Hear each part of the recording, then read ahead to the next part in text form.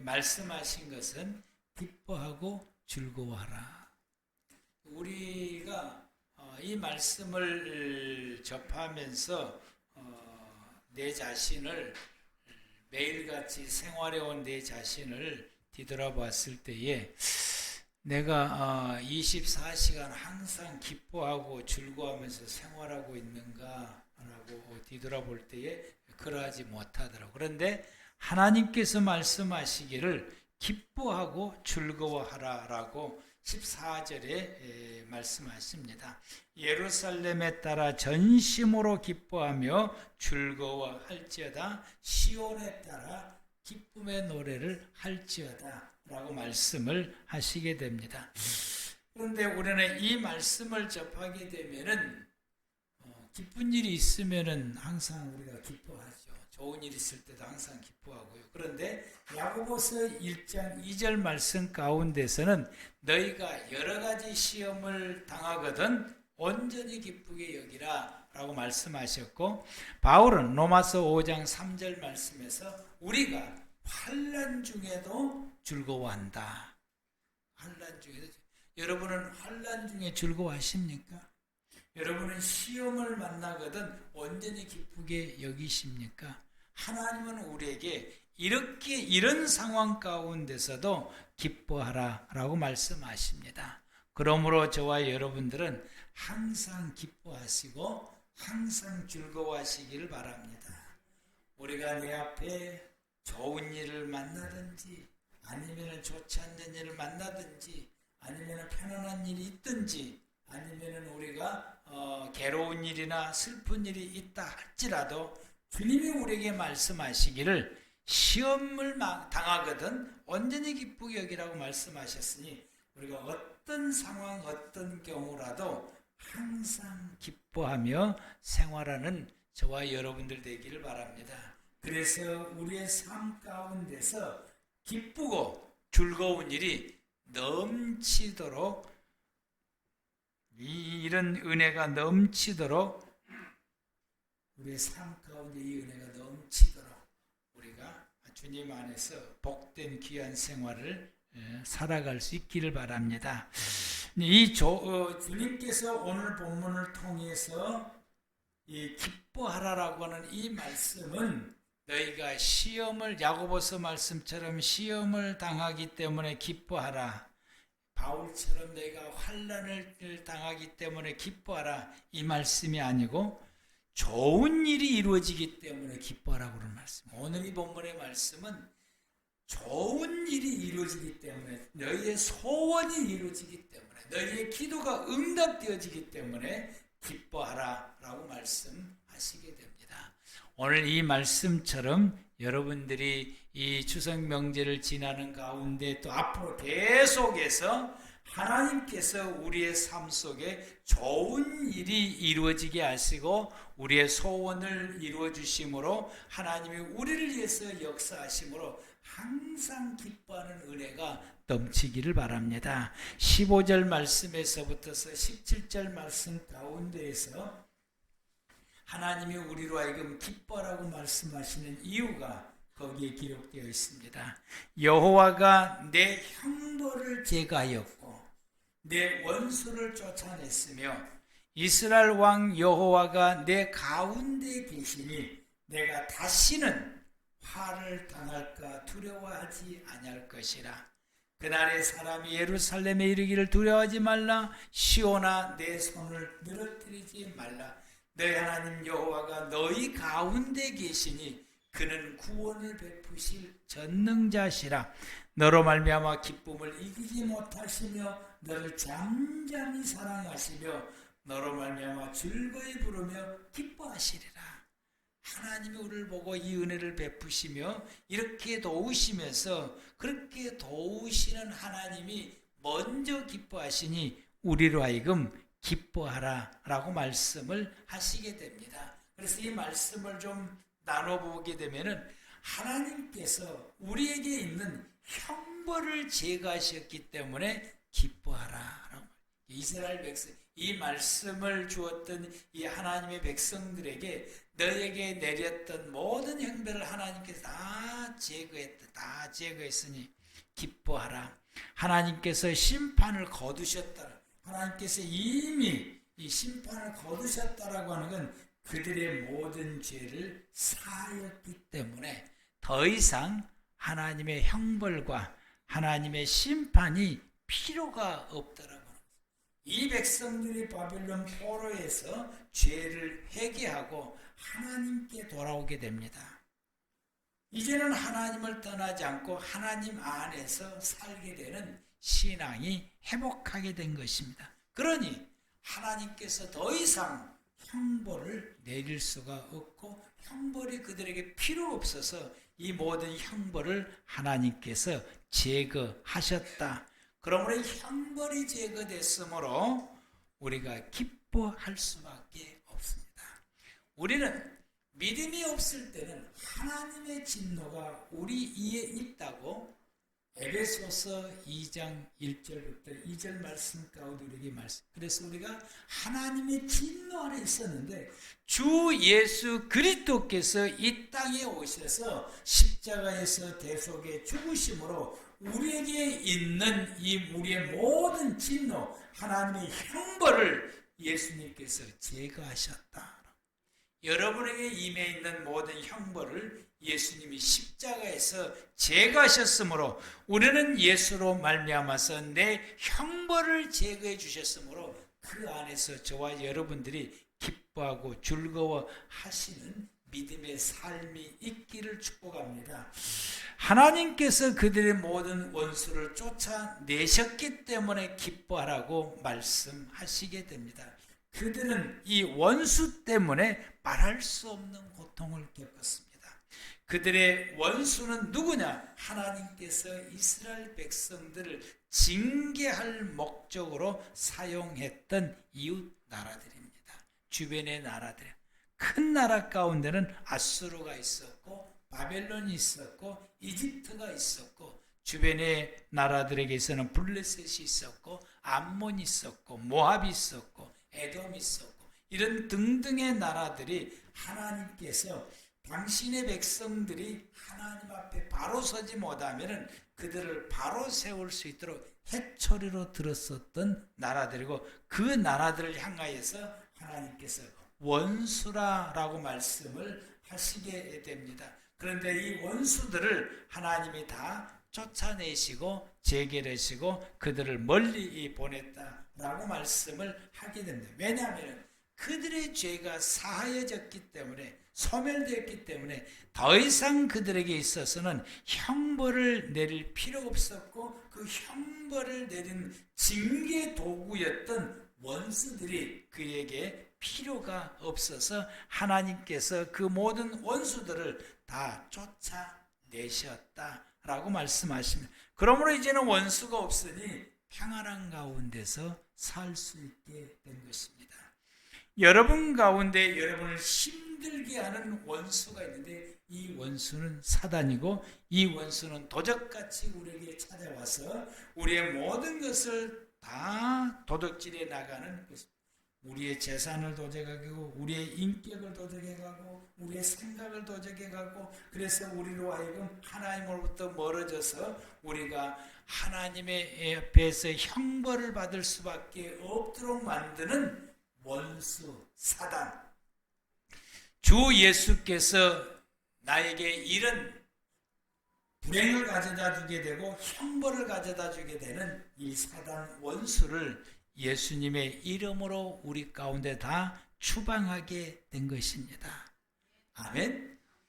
그래서 예수 이름으로 나가는 곳에는 사단이 다 물러가게 되고 떠나가게 되는 것이죠. 사단이 왜? 다 추방했기 때문에. 그래서 우리가 이제 예수 안에서 우리의 삶 가운데 평안한 가운데 기쁨을 누리고 즐겁게 생활할 수 있는 삶의 은혜 역사가 우리 속에 있게 됩니다. 그러므로 하나님께서 우리에게 말씀, 이제는 내가 너의 모든 원수인 철천지 원수인 사단을 너에게서 쫓아냈으니까 이제는 내 삶 가운데서 평안한 중에 기쁨을 누리며 살아라 라고 말씀하시게 됩니다. 이 삶을 누리는 저와 여러분들 되기를 축복합니다.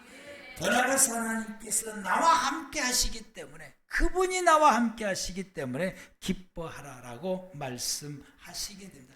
하나님의 내 안에 임재 계셔서 나와 함께 하시는 것, 이거보다 더 큰 기쁨은 없고 이거보다 더 큰 복은 없습니다. 하나님께서 내게 임재하셔서 나와 함께 하셔서 나를 돌보아 주시는 이것이 우리가 받을 복 중에서 가장 큰 복이고, 이 하나님을 잃지 않아야 되는 것이 저와 여러분들인 것입니다. 그래서 이 하나님을 잃어버렸던 사람들에게 하나님께서는 구약의 시대 때에 끊임없이 선지자를 보내서 회개하여 돌이켜 하나님 앞에 나와 하나님의 임재 속에서 하나님과 함께 살아갈 것을 그들에게 끊임없이 말씀하십니다. 하나님이 나와 함께 하심으로 우리는 기뻐할 수밖에 없습니다. 그리고 더 나아가서 하나님께서 나와 함께 하시니까 하나님 우리에게 말씀하시기를 이제부터는 두려워하지 말라.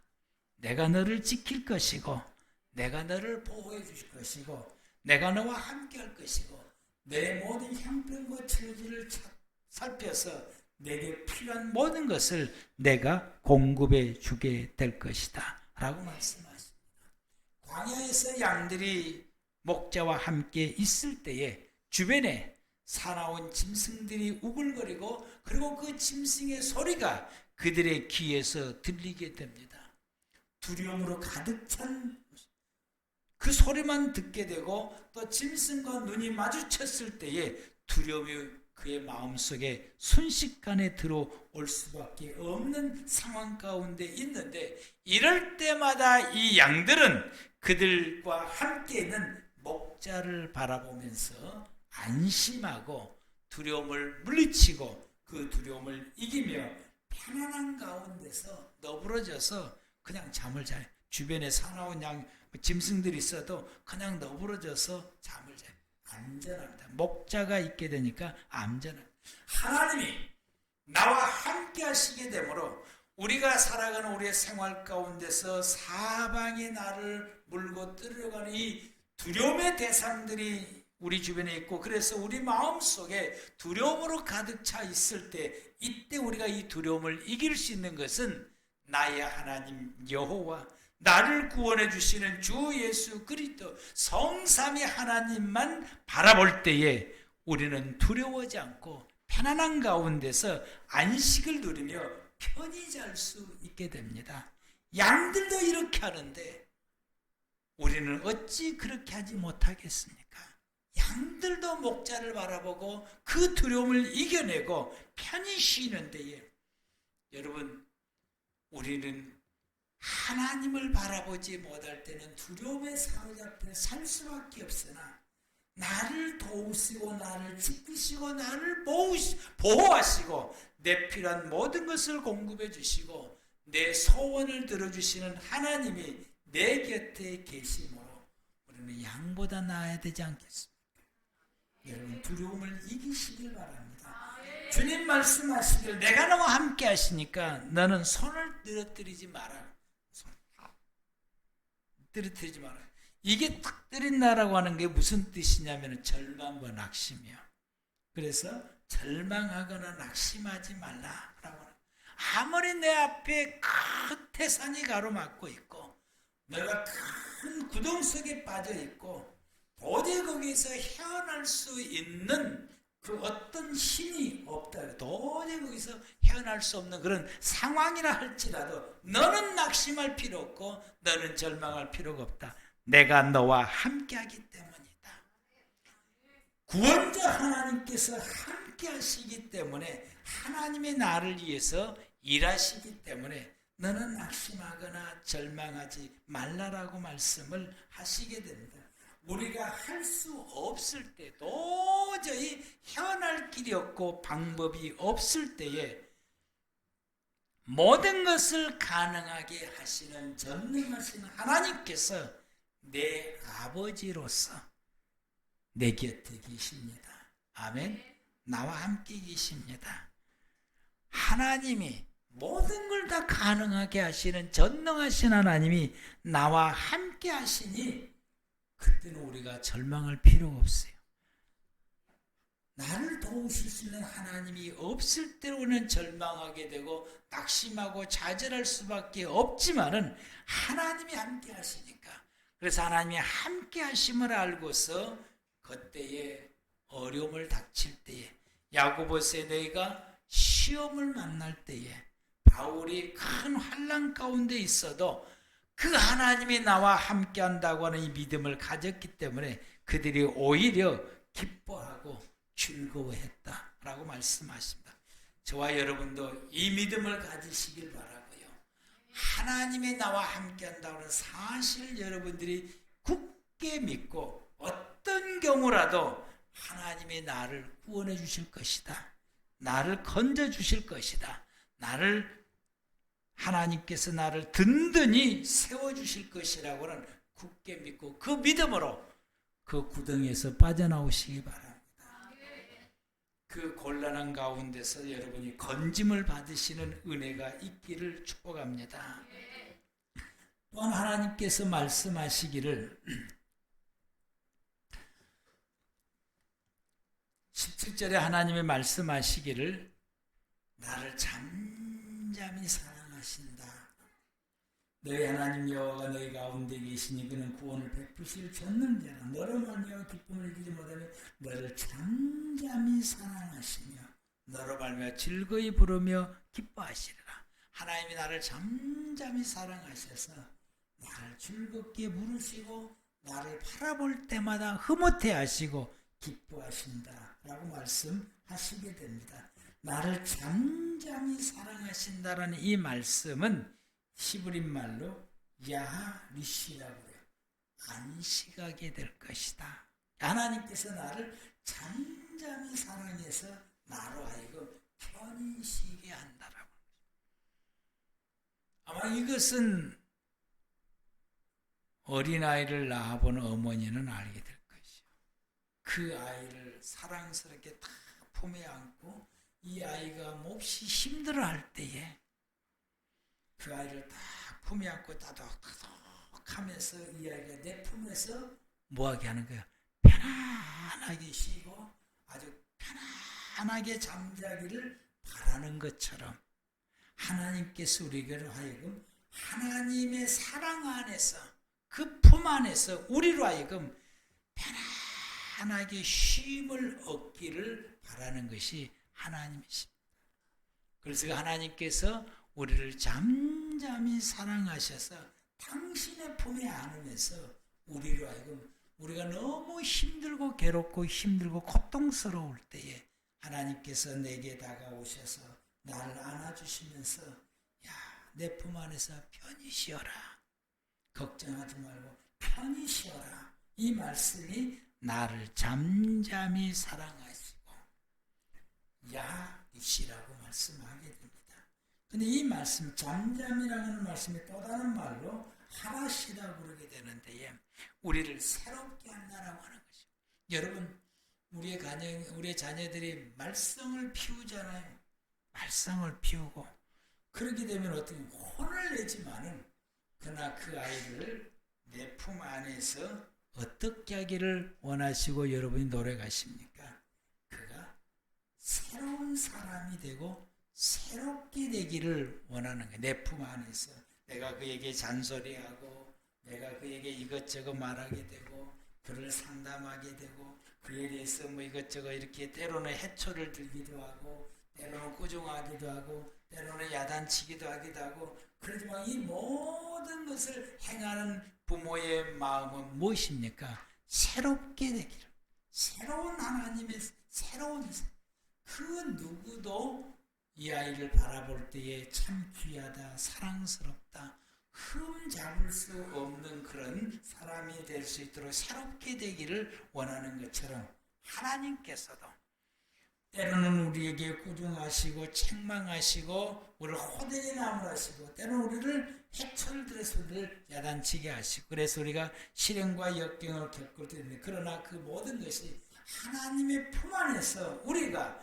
하나님의 그 사랑 안에서 우리가 새로운 하나님의 사람, 거듭난 하나님 닮은 진실한 삶. 그래서 어디다가 내놔도 욕먹지 않고, 어디다가 내놔도 쓸만하고, 어디다가 내놔도 세상 사람으로 하여금 존경과 사랑받을 만한 사람으로 거듭나고 새로운 사람이 하나님 사랑으로 통해서 그 품 안에서 이루어지기를 소망하고 그걸 바라시고, 그래서 그것이 이루어질 수 있도록 하나님이 우리를 잠잠히 사랑하신다라고 말씀하신 것입니다.